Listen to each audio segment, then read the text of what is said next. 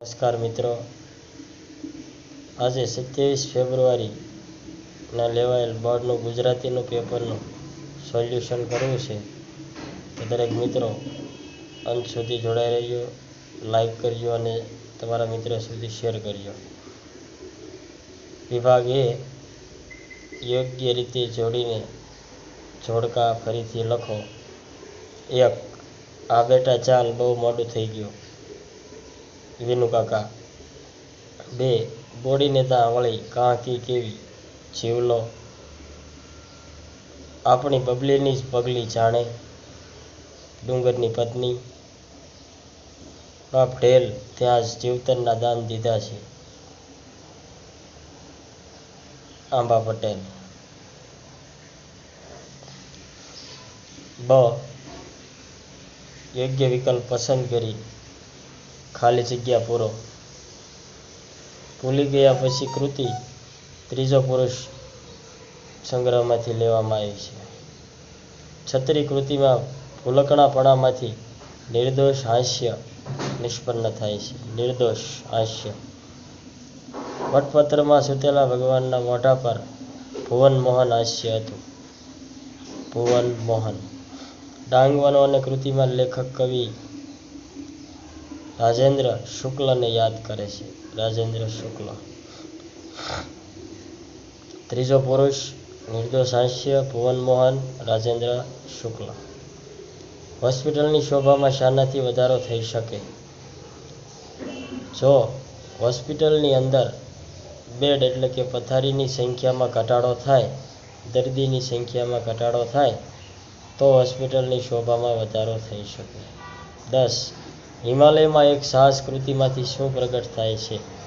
જીવન ઘડતર વિશેની વાત અને જીવનમાં જરૂરી એવા કરવા પડતા સાહસની વાત પ્રગટ થાય છે.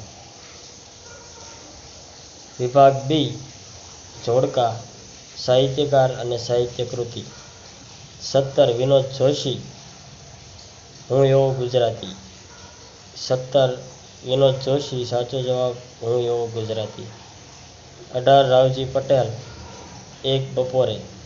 18. રાવજી પટેલ, એક બપોરે. 19. જયંત પાઠક, વતનથી વિદાય થતા. 19. જયંત પાઠક, વતનથી વિદાય થતા. 20. ગંગા સતી, શીલવંત સાધુને. 20. ગંગા સતી, શીલવંત સાધુને. હું એવો ગુજરાતી, એક બપોરે, વતનથી વિદાય થતા અને શીલવંત સાધુને. બ.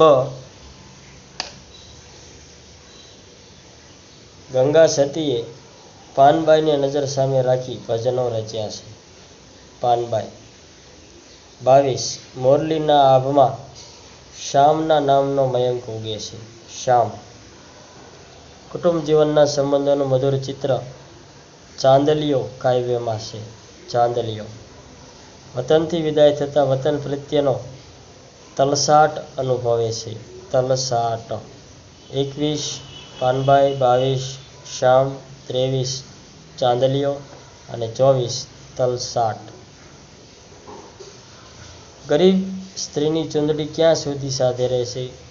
જવાબ, ગરીબ સ્ત્રીની ચૂંદડી ચિતા એટલે કે એના મૃત્યુ સુધી સાથે રહે છે. એની ગરીબી સુધી સાથે રહે છે. કવિની દ્રષ્ટિએ ભારવાળો મુગટ એટલે શું? ભારવાળો મુગટ એટલે જવાબદારી. જવાબદારી. પક્ષીને પામવા કવિ શું કરવાનું કહે છે? 27. પક્ષીને પામવા માટે કવિ છુપાઈને પક્ષીની દરેક ક્રિયાઓ જોવાનું કહે છે અને એને ઉડાડવા માટે નહીં પણ એના જેવું જ હૃદય રાખીને પક્ષી બનવા માટે કહે છે. કવિ ક્યાં સુધી માવડીની છાંય તળે પડી રહેવા માગે છે? હવે જીવનની આ ઉત્તરાવસ્થામાં ક્ષયનો રોગ થવાથી જીવન સાવ પૂરું થવાની તૈયારીમાં છે, મૃત્યુ પામવાની તૈયારીમાં છે, એટલે કવિ મૃત્યુ સુધી મવડીની છાંય તળે પડી રહેવા માગે છે. ચાંદલિયો કાવ્યમાં કાવ્ય નાયિકા સખીને પોતાના પતિ વિશે શું કહે છે? પતિ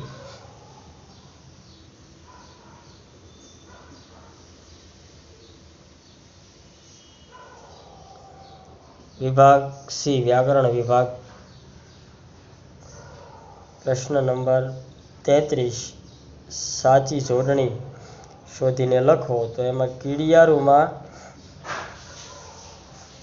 વિકલ્પ ત્રીજો જે આપેલો છે દીર્ઘ કી, હ્રસ્વ ડી, યા, રૂ માંથી અનુસ્વાર વાળો ત્રીજો વિકલ્પ. સન્નિધિમાં પણ ત્રીજો વિકલ્પ, બંને હ્રસ્વ આવશે. 34 ચાતુર્માસમાં ચાતુહુ વત્તા માસ વચ્ચેનો વિકલ્પ